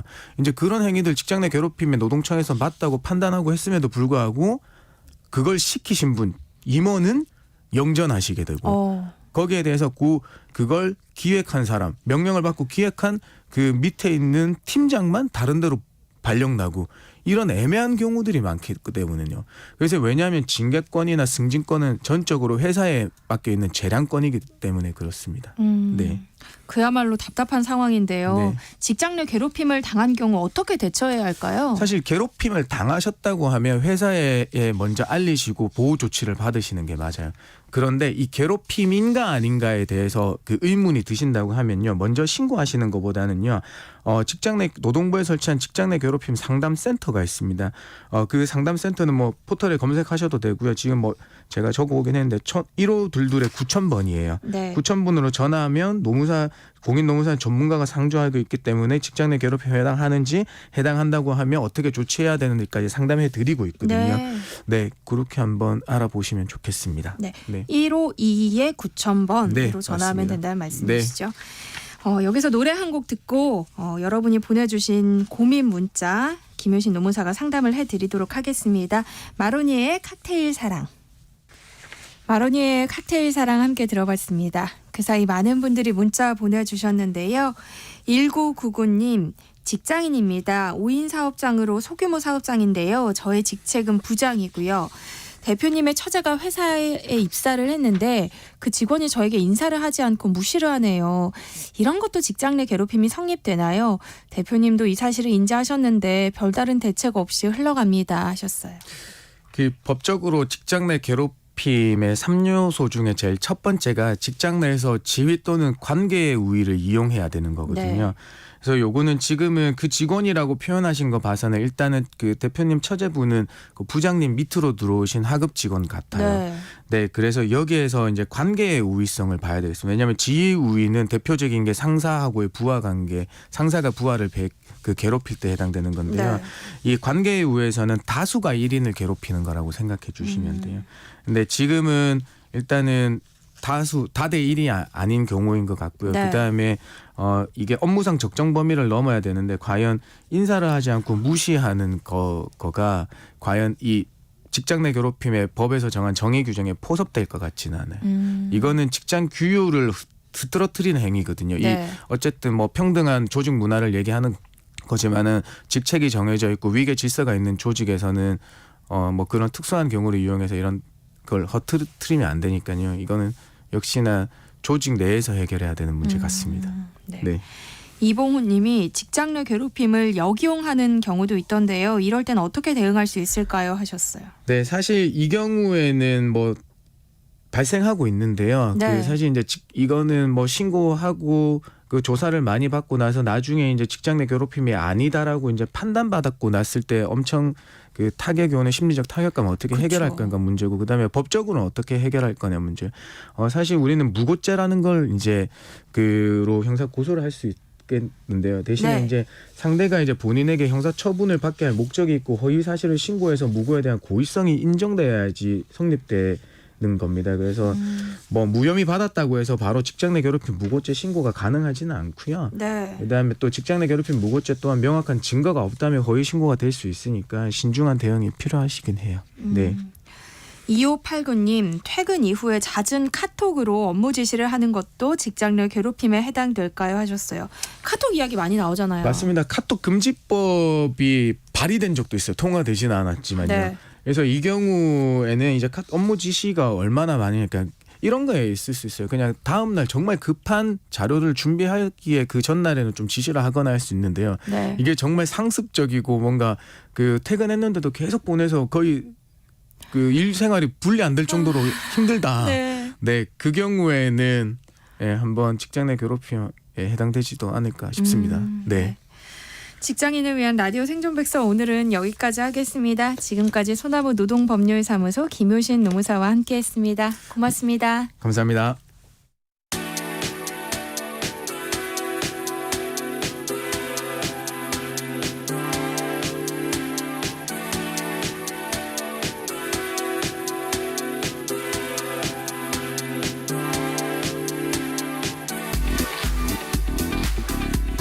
과학 아직도 어렵게만 느끼시나요? 일상생활의 모든 것은 과학적으로 설명이 된다고 하는데요.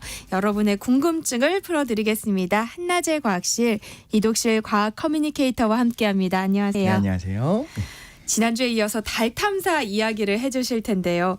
그래도 복습부터 살짝 해볼까요? 네, 짧게 한번 해보도록 하겠습니다. 승전한 미국과 소련, 2차 대전에서 승전한 미국과 소련이 나치 독일에서 V2 로켓을 만들었던 과학자들을 흡수를 하게 됩니다. 여유로웠던 미국은 여유로웠기 때문에 핵심 로켓 과학자인 폰 브라운에게 교육을 받은 미국 과학자들이 직접 개발한 과학 로켓을 쏘기로 하고 천천히 준비를 하고 있었는데 미국의 핵을 투발할 수 있는 수단이 없었던 소련 입장에서는 비밀리에 절박하게 로켓을 개발을 하게 됩니다.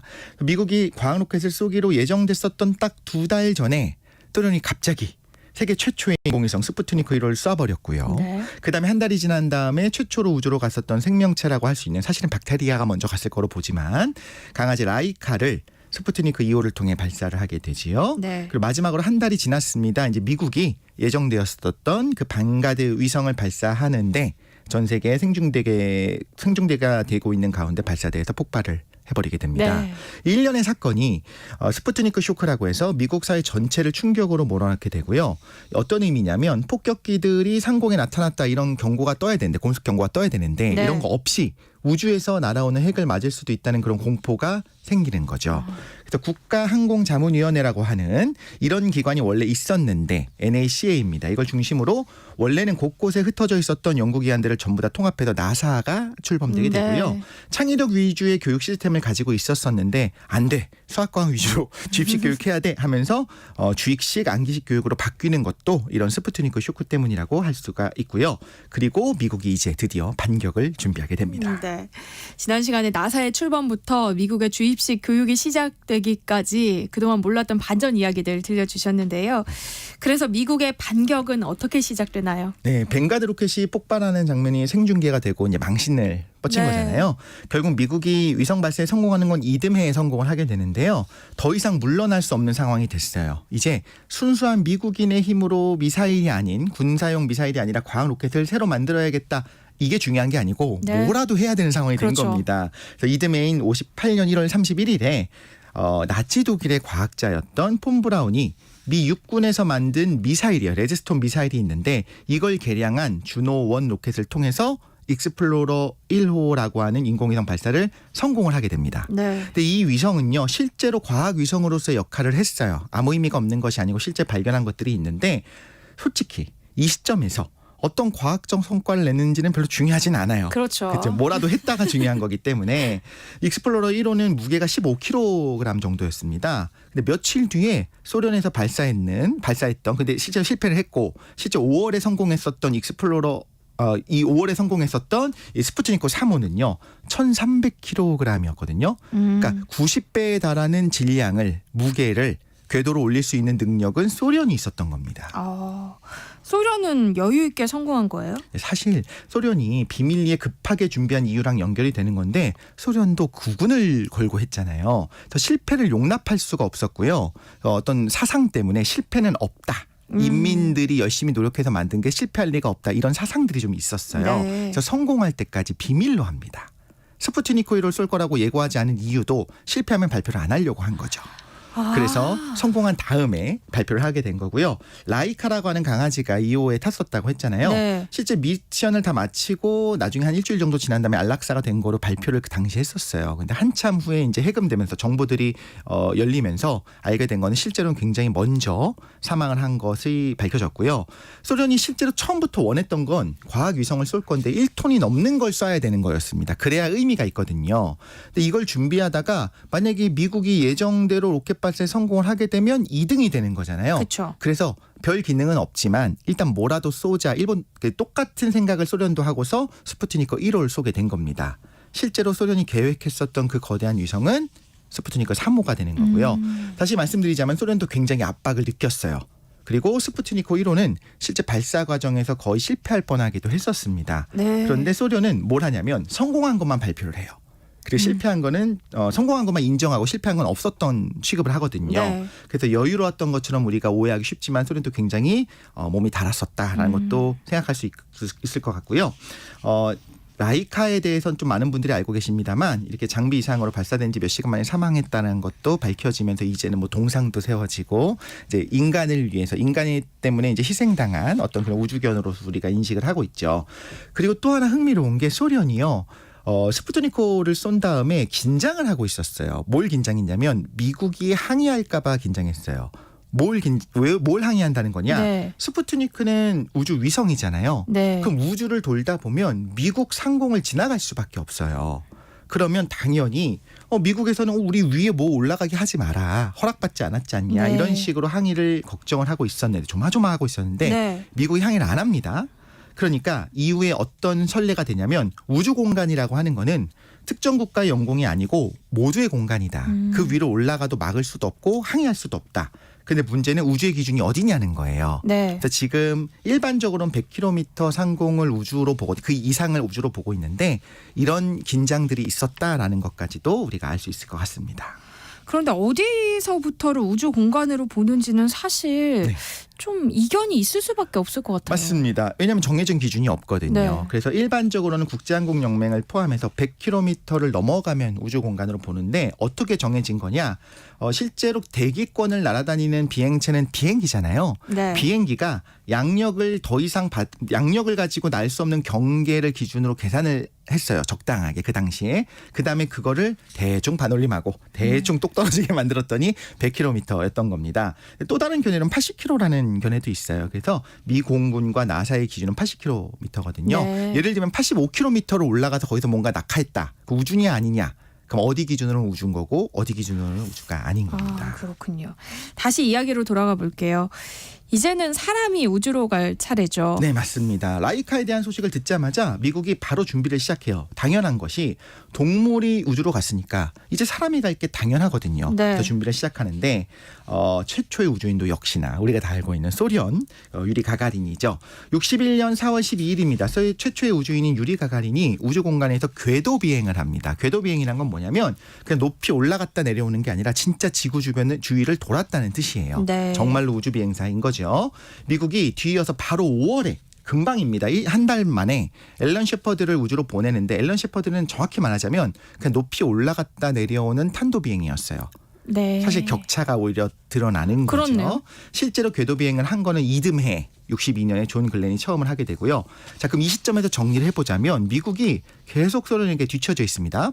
첫 인공위성, 첫 생명체, 첫 우주인, 우주로 올릴 수 있는 중량도 소련이 90배나 높다고 했죠. 네.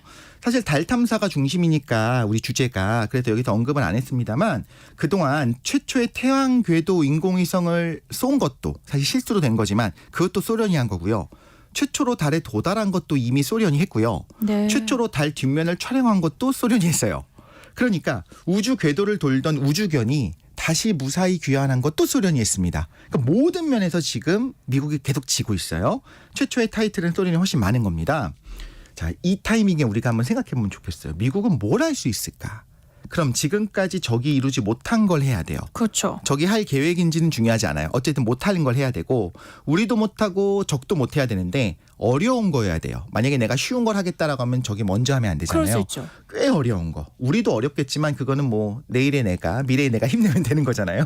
그래서 그렇게 생각을 했는데 뭐가 네. 있을 거냐. 예를 들어봤는데 덧셈도 뺄셈도 옆집 아이가 우리 아이보다 잘한다고 가정을 한번 해볼게요. 몇 달씩 더 잘해요. 그럴 때 구구단을 누가 먼저 외나 경쟁을 하면 아마 옆집 아이가 빠를 겁니다. 그쵸. 보나마나. 그래서 이럴 때 이렇게 하는 겁니다. 미적분은 우리가 먼저 할 거야. 될까요? 옆집 아이는 사실 문과 가려고 했을 수도 있고 미적분 안 배웠을 수도 있는데 그렇게 계획을 세운 겁니다. 존 F 케네디가 62년 9월 12일에 라이스 대학에서 그 유명한 연설을 하면서 달에 인간을 보낼 것을 천명하는데요. 그 유명한 문장 다 아시는 거예요. 네. 우리는 달에 가기로 결정했습니다. 우리가 10년 안에 달에 가고 또 다른 일들을 하기로 한 것은 쉬운 일이기 때문이 아니라 어려운 일이기 때문입니다. 네. 이게 케네디의 연설로 우주 개발 게임의 법칙이 바뀌었다고요. 네, 이전까지는요. 로켓을 통해서 우주 공간에 가고 거기서 미사일 공격을 할 수 있게 하는 어떤 하드파워 수단이었어요. 누구나 알고 있었어요. 이건 군사 목적이구나라는 걸 알고 그쵸. 있었는데 유리 가가린이 우주에 갔죠. 그리고 미국은 심지어 사람을 달에 보낸다고 했는데 그거는 군사적 목적이랑 상관이 없는 거예요. 네. 이런 걸 하겠다고 천명하면서 이제 우주 개발이 뭐로 변했냐면 사람을 보내는 걸 넘어서 다른 천체로 뭐 화성, 금성 이런 곳으로 사람을 보내는 것으로 바뀌면서 장래에 우주 진출을 하는 거에 초석이 될 거다. 우리는 그런 첨단 미래 기술을 확보를 했다. 그 기술적 우위가 있다. 이런 걸 보여주는 일종의 소프트 파워 확보가 목표가 된 거예요. 케네디가 취임한 직후야 1961년에 어떤 일이 있었냐면 소련의 첫 우주인이 있었죠. 유리 가가린이 있었죠. 그리고 뭐 피그만 사건이라는 것도 있었고요. 쿠바 미사일 위기가 있었습니다. 굉장히 중요한 사건도 있었어요. 네. 그러니까 미국에서 어떤 생각을 하냐면 안보 위협이 굉장히 심하다. 우리 큰일 났다. 이런 생각을 하고 있는 상황이었는데 62년 8월에 뜨끔없게 마릴린 먼로가 사망을 하게 됩니다. 그런데 마릴린 먼로가 사망하는 그 사건에 케네디가 연관이 되어 있다는 소문까지 이제 돌기 시작하는 거예요. 그럼 가십들은 더 빨리 퍼지지 않습니까? 네. 그래서 굉장히 정치적으로 케네디가 압박을 받는 상황이었어요. 그럼 뭘 해야 되느냐? 이 중요한 시기에 나는 강력한 리더십이 있어라고 하는 걸 보여줘야 되는 상황이 된 거죠. 이 곤경을 헤쳐나올 수 있었던 게 케네디의 연설이고요. 우리가 지금 이렇게 생각합니다. 우주 개발의 비전을 제시했었던 위대한 리더. 그리고 우주 개발에 대한 강력한 정치가 이런 이미지가 일부 사실이기도 한데 사실은 신화된 부분도 없잖아 있는 겁니다. 케네디가 직접 한 말도 있어요. 우주 개발 중요하지 않고 냉전의 승리가 우린 더 중요하다 이런 이야기를 실제로 하기도 했었고요. 결국에 중요한 건 소련을 꺾는 거였다라는 건데 그게 의미가 없다는 건 아닙니다만 네.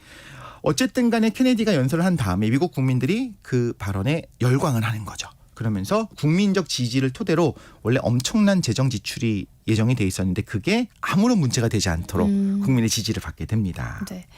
결국에는 미국이 먼저 달에 사람을 보낸 건데요. 그 과정을 좀 들여다보면 어떨까요? 네, 원래 미국이 유인 우주 계획으로 머큐리 계획이라는 게 있었어요. 그래서 소련보다 먼저 라이카 갔으니까 네. 라이카라고 하는 강아지를 보냈으니까 이제 우리 유인 우주 계획을 천천히 세워보자. 소련보다 먼저 해보자 이렇게 확보하는 그런 유인 우주 비행 기술을 확보해야지 하고 있었는데 유리 가가린한테 선두를 뺏겼습니다. 그쵸. 그럼 어떤 상황이 되냐면 어차피 선두 뺏겼으니까 바로 달로 보내는 아폴로 계획을 차근차근 준비해야 되는 상황이 된 거예요. 그래서 달로 사람을 보내려면 필요한 게 어떤 건지 우리가 생각을 한번 해보자면 일단 거대하고 강력한 로켓도 있어야겠죠. 근데 로켓만 있으면 되는 게 아니고 다른 필요한 기술, 생존 기술이 있어야 됩니다. 예를 들자면 장기적으로 우주에 뭐 1줄, 2줄 있어도 사람이 괜찮은가? 이것도 확인 한번 해봐야 되고요. 그쵸. 우주선 바깥으로 나가서 돌아다니는 우주 유영 기술도 있어야겠죠. 우주선이 조우하는 두 개 만나는 랑데부도 있어야 되고요. 실제로 우주선들이 도킹을 해서 우주 공간에서 도킹을 해서 사람이 왔다 갔다 할 수 있는 그런 도킹 기술 같은 게 다 필요하거든요. 이걸 하나씩 확인하는 재미니 계획을 세우게 되고요. 그다음 바로 독일 과학자 폰 브라운이 중심이 돼서 만든 그 강력한 세턴 V 로켓이 있습니다. 이걸 가지고 달로 가기 위한 단계를 하나씩 밟게 되는데요. 흥미로운 거 하나 말씀을 드리자면 아폴로 11호가 착륙을 했잖아요. 아폴로 10호 때는 그 바로 전에는요. 모든 게 준비가 된 상황에서 달까지 가서 한 바퀴 돌고 오는 것까지 합니다. 실제로 달에 갔는데 사람이 돌아올 수 있을까까지 실험을 다 해본 거예요. 그때 나사가 어떤 걱정을 하냐면 사실 달 착륙선 자체가 있거든요. 지금. 그러니까 갑자기 착륙을 시도할 수도 있는 거예요. 그러면 안 될 것 같지만 그럴 수도 있는 겁니다. 그래서 굉장히 걱정을 했다는 후문이 있어요. 실제로 인류 최초로 달에 착륙했다라고 하는 영광스러운 그 이름을 타이틀을 자기가 획득하고 싶어서 혹시나 착륙해버릴까 봐 걱정하기도 했다 이런 이야기까지 있고요. 69년 7월 16일에 아폴로 11호가 발사되고 7월 20일에 달에 착륙을 하고요. 24일에 지구로 귀환하게 되는데 아마 청취자 여러분들 중에서 이걸 좀 기억하신 분도 혹시나 있을 수도 있겠다 싶습니다. 사람이 달로 갔던 여정을 설명해 주셨는데요. 아폴로 11호 그리고 달에 첫 발을 내디딘 암스트롱. 이 이야기는 뭐 너무나도 유명하잖아요. 그렇죠. 닐 암스트롱이 사령관이었고요. 달에 못 가고 홀로 달 궤도에 있었던 그 마이클 콜린스가 사령선 조종사입니다. 그리고 버즈 올드린이라고 달 착륙선 조종사가 있는데요. 이 조종사들이 정말 대단한 게 제가 어렸을 때는요. 나사가 다 만드는 로켓이고 조종사는 가만히 있으면 되는 줄 알았어요. 자동 함법 장치가 다 있는 줄 알았습니다. 근데 그게 아니고 실제로 보니까 착륙이 간신히 가능할 정도의 프로토타입 우주선을 주고서 알아서 착륙시켜라예요. 스펙상 가능은 네. 하다예요. 그래서 실제 우주 비행사들은 아주 뛰어난 테스트 파일럿들이 많이 그런 일을 하게 되는 겁니다. 그리고 닐 암스트롱이 달에 첫 발을 내디기 전에 한 말이 굉장히 유명해서 아마 다 아실 거예요. 한 사람에게는 작은 한 걸음이지만 인류에게는 거대한 도약이다. 이렇게 이야기를 하고 달로 들어갔죠. 달에 성조기를 세우고 산책도 좀 합니다. 그러면서 달 착륙선에 돌아와서 쉰 다음에 다시 날아올라서 아까 말씀드린 사령선이랑 다시 만나서 조우하고 도킹하고 지구로 돌아오게 되는 겁니다. 하나 일화의 설명을 드리자면 달에 성조기를 세워놨다고 했잖아요. 미국에서. 근데 이게 달 착륙선에 너무 가까운 곳에 세운 거예요. 나중에 달에서 달 착륙선이 이륙을 해서 다시 올라가야 되잖아요. 그때 그 분사 압력 때문에 성조기가 날아가는 장면을 봤다. 이후에는 이 성조기는 다른 좀 멀리다 세우게 됐거든요. 근데 또 흥미로운 게 우리가 세탁편에서도 좀 했었을 수도 있는데 자외선이 색소를 대부분 파괴시켜버려요. 그런데 성조기 그 이후에 갔었던 아폴로 우주선들이 성조기를 세워놓은 것들은 실제 태양광을 받고 있잖아요. 아마 대부분 탈색이 됐을 겁니다. 그런데 그러니까 11호 때 날아갔었던 그 성조기는 흙에 파묻혀 있겠죠. 그거는 아마 색깔이 그대로 있을 수도 있다. 이런 이야기도 하고 있고요. 네. 또 하나는 달에 착륙했다가 다시 돌아온다고 하는 것이 모든 게 완벽하게 준비됐다기보다는 안 될 수도 있는 거야. 언제나 우리가 생각한 거랑 다르게 행동할 수도 있는 거고 다른 문제가 생길 수도 있는 겁니다. 그래서 사실 도박을 한 거거든요. 당시에 케네디 대통령은 세상을 떠났고요. 닉슨 대통령이었어요. 닉슨 대통령이 추도문을 못 돌아오는 상황에서 사망할 수 있으니까 이거에 대한 추도문을 미리 준비하기도 했었다. 이런 사실도 흥미로운 포인트입니다. 아폴로 11호의 성공 이후엔 어떻게 돼요? 나사가 이후에 월면차도 가져가서 여러 과학 실험도 하고 이거저거 하는데 사람들의 관심이 빠르게 식겠죠. 이미 달에 사람을 보낸 걸로 미국은 우주 경쟁에 승리한 겁니다. 소련은 달에 우주 유인선을 못 보내거든요.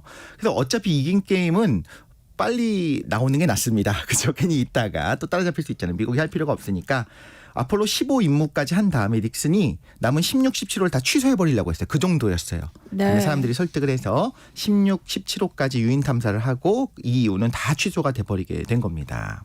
근데 사람들이 정말 빠르게 잊는다는 게 달 탐사선이 아폴로 17호까지 이어진 줄도 몰랐어요. 맞습니다. 대부분 11호 혹은 13호까지만 알거든요. 근데 아폴로 계획에 들어간 총 예산이 2천억 달러예요. 지금 돈으로 환산하자면 그러니까 한 240조 가까이 되니까 엄청난 돈이 들어간 거죠.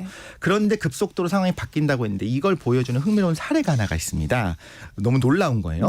아폴로 11호 당시에 생중계를 하기 위해서 어떻게 하냐면 이 내부에서 촬영한 영상을 지구로 다 보내요. 그럼 지구에서 이걸 봤잖아요. 그 영상을. 그걸 백업을 하면서 원본은 백업을 하고 또 한 채널로는 영상을 후처리해서 전 세계 방송국으로 뿌리는 겁니다. 자, 그런데 원본보다 방송용 화질은 좀 떨어질 수밖에 없겠죠. 원본을 그대로 보낼 수가 없었거든요. 수십 년이 지났어요. 다시 그 원본 영상을 디지털로 복원을 해갖고 고화질로 좀 제대로 다큐멘터리를 만들어보자 이런 이야기가 나와서 찾기 시작하는데 원본이 없어진 겁니다. 일단 생중계 방송을 했고 원본이 어딘가 보관소에 있을 것 같은데 아무도 못 찾는 거예요. 그런데 나중에 이제 보고서가 나왔는데 나사가 예산 문제로 너무 어려웠을 때 테이프 값을 좀 아끼려고 그 테이프 위에다 딴 거를 뒤집어 쓴 거 덮어 씌운 걸로 보인 겁니다. 근데 그게 합법적으로 한 거였었어요.